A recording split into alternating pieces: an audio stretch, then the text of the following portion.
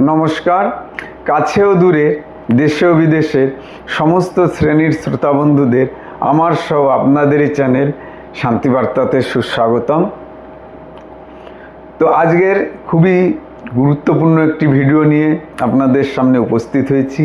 আজকের আলোচনার বিষয়বস্তু হলো অতিরিক্ত টেনশন কিভাবে কম করবেন।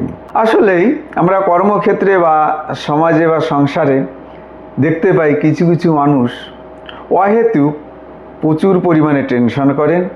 সেগুলি নিতান্তই সহজ উপায়ে কিভাবে কম করবে তাই নিয়েই আজকের আলোচনা। জানতে হলে কিন্তু ভিডিওর শেষ পর্যন্ত সঙ্গে থাকার অনুরোধ রাখছি। দেখুন, বক্তা শুধুমাত্রই কিন্তু তথ্য দিয়ে থাকেন, কিন্তু আমার সুমধুর শ্রোতারা সেই তথ্যকে কাজে লাগিয়ে কিন্তু নিজের জীবনটি সুন্দরভাবে অতিবাহিত করতে সমর্থিত হয়ে থাকেন। একাধারে আমরা দেখতে পাই যে বক্তা থেকেই শ্রোতারাই কিন্তু শ্রেষ্ঠ। এ বিষয়টি তুলে ধরব। ডাক্তার বলেছিলেন যে ওষুধ লাগবে, কিন্তু সমাধানটা ছিল একদম নিজের নাকের ডগায়। আপনি বা অনেকেই হয়তো চিন্তা কমানোর ট্যাবলেট খাচ্ছেন। আপনি হয়তো প্রতিদিন কয়েক হাজার শ্বাস নেন, সচেতনভাবে নিচ্ছেন। আজ একটু এই বিষয়টা নিয়ে পরীক্ষা করে দেখুন তো, এবং চিন্তা করুন আপনার সমস্যাটা আসলে কোথায়। সকালে উঠেই মাথায় কিন্তু একরাশ চিন্তার বোঝা, অফিসের গাইডলাইন, পারিবারিক চাপ, রাতে শুলে ঘুম নেই, কারণ শরীর আছে বিছানায় কিন্তু মনটা নিজের অজান্তেই ঘুরে বেড়াচ্ছে 10 জায়গায়। এই অবস্থার নাম কি আপনি কি জানেন? এর নাম কিন্তু উদ্বেগ। এবং যেটি জানেন না সেটি হলো এই অবস্থা থেকে বের হওয়ারও একটা রাস্তা আপনার শরীরেই কিন্তু দেওয়া আছে। সেই রাস্তা আপনার নাকের নিচেই আছে। আক্ষরিক অর্থেই বিজ্ঞান কি বলছে? বিজ্ঞান বলছে যে একটি নির্দিষ্ট শ্বাসক্রিয়া বা শ্বাসের কৌশল মাত্র কয়েক সেকেন্ডে মস্তিষ্কের উদ্বেগ সৃষ্টিকারী অংশকে শান্ত করতে সক্ষম।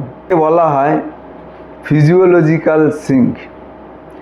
নাক দিয়ে দ্রুত দুটি শ্বাস নিন, তারপর মুখ দিয়ে ধীরে ধীরে ডিপলি শ্বাস ত্যাগ করুন। ব্যাস, মস্তিষ্কের ভেতরের যে কার্বন সেটি ডিঅক্সাইড হতে মাত্র কয়েক সেকেন্ড সময় লাগবে, এবং তাৎক্ষণিক আপনার মনের যে উদ্বেগ সেটি কিন্তু শান্ত হতে শুরু করবে। বিভিন্ন রকম পরীক্ষা নিরীক্ষায় দেখা গেছে যে এই পদ্ধতিতে উদ্বেগ 40% পর্যন্ত কমে যায়। মজার ব্যাপারটা কি জানেন? এই বিষয়টা আমরা অনেকেই কিন্তু জানি না। অ্যাংজাইটি কমাতে হলে কোনো থেরাপি লাগবে বা কোনো ওষুধের প্রয়োজন, বা অন্ততপক্ষে একটি ব্যয়বহুল যোগা ক্লাস নিতে হবে। আপনার শরীরে কিন্তু এটি দিয়েই সৃষ্টিকর্তা আপনাকে পাঠিয়েছেন। সেটার নাম হচ্ছে শ্বাসক্রিয়া বা ব্রিথিং।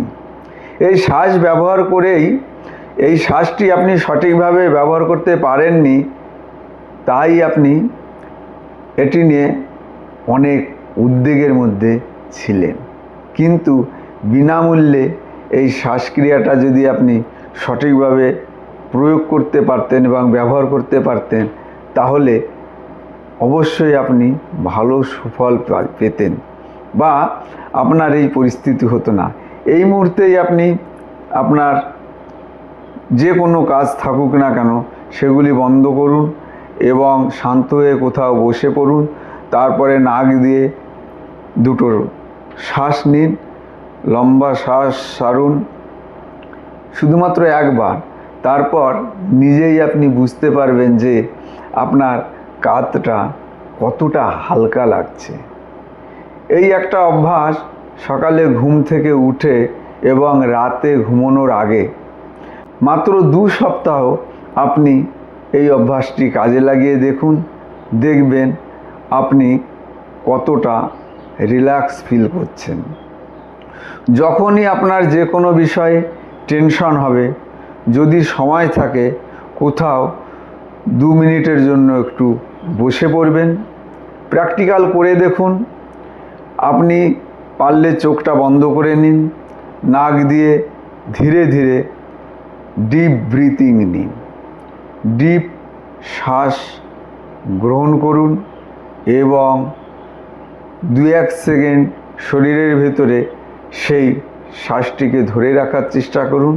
তারপর ধীরে ধীরে পুনরায় নাক দিয়েই প্রশ্বাস ত্যাগ করুন এবং খুবই ধীরে ধীরে শান্ত মনে 5 থেকে 7 মিনিট এই ক্রিয়াটা যদি আপনি করতে পারেন, তৎক্ষণাৎ দেখবেন যে আপনার টেনশন গায়েব হতে শুরু করেছে। এবং এটি যদি প্রভাতে ঘুম থেকে ওঠার পরে এবং রাত্রে নিদ্রা যাওয়ার আগে 5 থেকে 7 মিনিট, বেশি না 1 থেকে 1.5 মাস যদি আপনি করতে পারেন, তাহলে দেখবেন যে কোনো প্রকার অহেতুক টেনশানই আপনার ধারে কাছে আসতে পারছে না, না আপনার ঘুমের কোনো প্রবলেম হবে। আপনার মন শরীর শান্ত ও ধীরে ধীরে উন্নতি থেকে উন্নত শিখরে পৌঁছাতে আপনি সক্ষম হবেন। তাহলে এতক্ষণ ভিডিওর মাধ্যমে অতিরিক্ত টেনশন কমানোর যে পন্থা আপনাদের সামনে উপস্থাপন করার চেষ্টা করলাম। ভিডিওটি ভালো লাগলে অতি অবশ্যই বন্ধুবান্ধব ও প্রিয়জনদের কাছে শেয়ার করতে ভুলবেন না। দেখুন, আমি নিজেও একটা কর্মের সঙ্গে যুক্ত আছি, তথাপিও কিছু কিছু ভিডিও আপনাদের সামনে উপস্থাপন করার একটাই উদ্দেশ্য। কালের চক্রে বা কালের নিয়মে হয়তো সারা জীবন থাকবো না, তথাপিও আমার এই ভিডিওর মাধ্যমে যদি মানব সমাজের কোনো ব্যক্তির বিন্দুমাত্র কোনো উপকারে আসি, তাহলেই এই ভিডিওর বা এই জীবনের সার্থকতা বলে আমি মনে করি। তাই তো আমার এই একক প্রচেষ্টা। আপনাদের মূল্যবান বক্তব্য অতি অবশ্যই আমার কাছে আপনাদের কমেন্টের মাধ্যমে পাঠিয়ে দেবেন। শান্তিবার্তার কাছে ও পাশে থাকার আবেদন জানিয়ে আজ তবে এখানেই শেষ করছি। সবাই অনেক ভালো থাকবেন, সুস্থ থাকবেন, হাসি আনন্দে ভরে উঠুক আপনাদের সবার হৃদয়, এই প্রার্থনায় নমস্কার।